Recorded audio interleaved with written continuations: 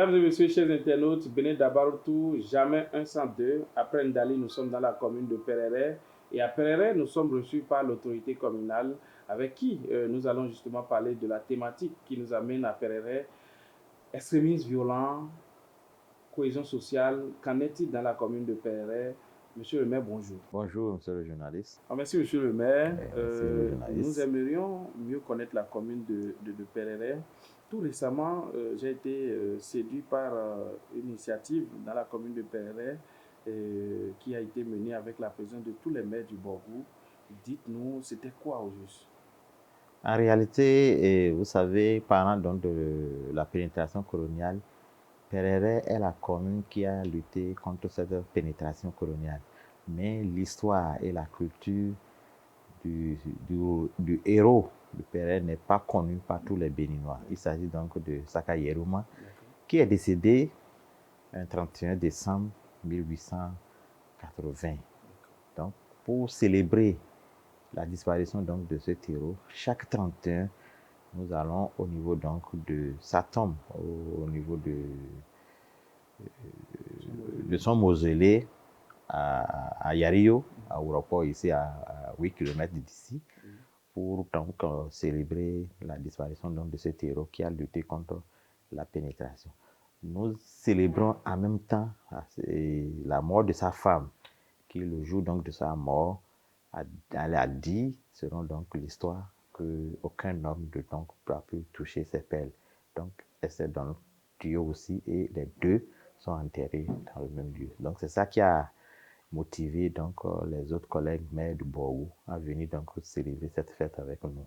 Alors, quel est le projet du conseil communal par rapport à ce héros, par rapport à tout ce qui est là aujourd'hui à son mausolée? En fait, quand nous avons pris service ici en 2020, la localité n'était pas bien connue. Et c'est nous qui avons construit ce mausolée. Et nous avons l'intention d'organiser chaque année cette fête. Nous avons l'intention, le conseil communal a l'intention de revaloriser donc le site en y constituant des auberges, en y constituant donc des bars où l'on peut manger, l'on peut dormir, l'on peut se divestir. Et nous saluons ici, à travers vos antennes, disons, la responsabilité du directeur de cabinet actuel qui a pu intégrer dans le programme national notre héros, le Perere. D'accord. Alors, monsieur le maire, c'est vrai que nous ne sommes pas là pour parler du héros, mais c'est très important de connaître cette histoire. Alors, à part cette richesse que constitue l'histoire du héros Saka Yerima, quels sont les autres atouts, les potentialités de la commune de Perere? En parlant donc des potentialités de la commune de Perere, vous savez, la commune de Perere regorge beaucoup de sites touristiques. Nous sommes en train de prendre contact avec des partenaires publics-privés pour pouvoir donc valoriser ces sites-là. Il s'agit par exemple des sites de Bonouki, qui est à 10 km d'ici. Il y a un autre site à Insi, où il y a l'arbre changeant, la mare au Caïman. Nous avons tout ça là. Et je voudrais, avec votre passage aussi, vous signaler depuis 2 semaines l'arrivée d'un singe qui est au niveau donc de l'Irico de la place publique. Nous ne savons pas par quel miracle ce singe s'est retrouvé. Et toutes nos tentatives pour le faire repartir sont restées encore vaines. Et il est encore sur place. Donc nous voulons valoriser tout ce qu'il y a comme site au niveau donc de la commune de Perere. Après les serpents, après les serpents, oui, après les serpents. Bon, pour les serpents, vous devez reconnaître que c'est un site où il y a les bois là que nous devons valoriser. Ils sont sortis, nous ne savons pas comment ils sont sortis parce que moi je frôle la soixantaine, mais je n'ai jamais entendu parler de la sortie. Et quand ils sont sortis, le roi de Digidiro a fait ses rites et ils sont encore retournés sans faire aucun dégât. Bon, après les serpents, c'est vrai, c'est le singe qui est encore venu en pleine ville. Nous ne savons pas par où il a quitté, mais il est encore là. Nous allons demander aux membres de nos ancêtres de nous protéger. Si c'est un bonheur, bon, c'est tant mieux. Si c'est un malheur, que vraiment la commune soit protégée. D'accord. Alors, monsieur le maire, nous allons entrer dans le vif du sujet. Les thèmes qui marquent cette 4e édition de Bénin d'Abartou, c'est l'extrémisme violent et la cohésion sociale. Dites-nous, est-ce que votre commune connaît des cas d'extrémisme violent? Bon, en fait, la commune de Perere, c'est vrai, elle est une commune limitrophe avec le grand voisin du Nigeria. Mais en termes d'extrémisme violent ou bien de radicalisme, nous n'avons pas encore enregistré ces cas d'extrémisme violent. Mais le petit banditisme est monnaie courante, les braquages, les enlèvements, avec réclamation de rançon. Bon, depuis 2 ans, nous n'y connaissons plus ces enlèvements et mais le braquage, le vol, ça, c'est monnaie courante. D'accord. Alors, et qu'en est-il de la cohésion sociale? Comment nous savons que vous êtes une commune agricole et il y a des éleveurs et des agriculteurs qui cohabitent. Est-ce que ça se passe bien? Alors, c'est là le grand problème parce que, parlant donc de la cohésion sociale, le conflit entre agriculteurs et éleveurs, c'est monnaie courante.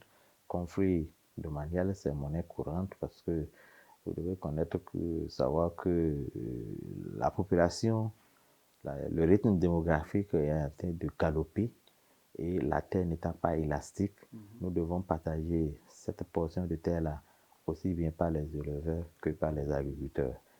Nous avons l'habitude de dire à nos forces de l'ordre de pouvoir donc trancher avec intelligence pour ne pas donner raison aussi bien à un camp qu'à un autre. Parce que les éleveurs n'iront pas perdre les animaux que sur la même terre, alors que les agriculteurs aussi. Bon, de la même manière où les éleveurs aiment leurs animaux, de la même manière que aussi les agriculteurs veulent prospérer par rapport à la production végétale. Donc ces conflits sont vraiment tous les jours et l'accalmie, c'est parce que les gens ont enlevé donc les produits des champs. Ça fait que sinon, chaque lundi, nous avons toujours des conflits de manière à régler entre éleveurs et agriculteurs. Nous essayons de sensibiliser autant que nous pouvons. Dès qu'il n'y a pas cause et blessures volontaires, bon, on demande toujours au commissariat de les envoyer au niveau donc, des chefs de village. Des chefs de village qui n'arrivent pas à régler, ils envoient ça au niveau des chefs d'arrondissement. Si le chef d'arrondissement n'arrive pas à gérer, il nous envoie ça au niveau de la mairie, au niveau de la commission affaires domaniales. Dès qu'eux aussi n'arrivent pas, bon, le maire intervient pour pouvoir calmer les uns et les autres. Mais dès qu'on n'arrive pas, on les envoie au tribunal de conciliation. Si le tribunal de conciliation n'arrive pas à gérer, on les envoie au tribunal. C'est vrai, nous avons plus 4 dossiers depuis que nous sommes arrivés qui allaient au parquet. Bon, la plupart on arrive quand même à maîtriser. Oui.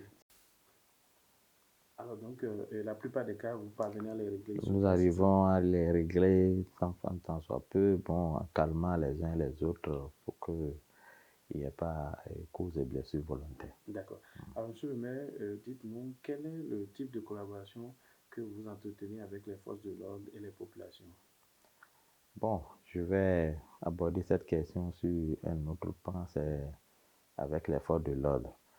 J'avoue que nous avons une franche collaboration avec les forces de l'ordre tant que nous avons besoin de leur appui par rapport à la mobilisation des ressources, parce qu'il y a toujours des chauffeurs indélicats qui ne veulent pas payer, ils répondent ponctuellement. Et dès qu'il y a cas de bagarre,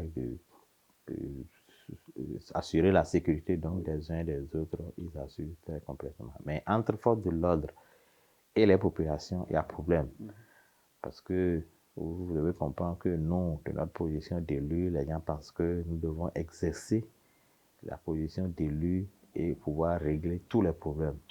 Or, avec tout ce qu'il y a comme réforme des tests, chaque fois, le policier aussi veut se protéger sa carrière. Donc les populations ne comprennent pas pourquoi nous n'intervenons pas pour faire obstacle et tout ça. Nous leur faisons comprendre que bon, écoutez, ce n'est plus possible et force doit rester à la loi. Entre eux, s'il y a problème, il faut donner donc la justice à celui qui a le droit. Bon, ben, ça pose des problèmes à nous élus parce qu'ils estiment que, bon, ayant contribué à notre élection, bon, ils ont des problèmes avec les forces de l'ordre, nous ne venons pas. Bon, les forces de l'ordre aussi parce que faut reconnaître les petits placements d'argent, communément appelé à batterie, donc ça les oppose toujours. Mais nous essayons de convaincre nos collègues conseillers de ne pas trop se mettre au devant de ces problèmes, laisser les forces de l'ordre travailler. Mais pour le moment, ça se passe très bien. Monsieur le maire, nous tendons vers la fin de cette émission et j'aimerais savoir les conseils que vous avez à donner à l'endroit des populations, les comportements qu'ils doivent adopter pour que vous ne connaissez pas encore les cas d'extrémisme violent pour que ça n'arrive pas. Et par rapport à la cohésion sociale, quels sont les comportements que les populations doivent de plus en plus adopter, cultiver pour asseoir un climat de paix et de stabilité dans votre commune? Par rapport aux populations de la commune de Perret, j'ai déjà dit, nous avons formé les chefs de village. Ils ont des cahiers pour enregistrer tout mouvement suspect et tout déplacement d'étrangers qui viendra donc dans leur localité pour qu'on sache qui est là, qui sort, qui entre. Je leur souhaite de vivre pacifiquement entre éleveurs et agriculteurs pour qu'il y ait donc la paix dans la commune. Merci beaucoup, monsieur le maire, pour ces éclaircissements. Chers internautes, vous avez compris, c'est la fin de Benin Dabaroutou. Deuxième étape, nous étions dans la commune de Sakayerima. Nous étions avec l'autorité communale Ablaï Nouhoum, avec qui nous avons parcouru les questions ayant trait à la cohésion sociale, à l'extrémisme violent. Il n'y a pas de cas d'extrémisme violent dans la commune de Perret, heureusement.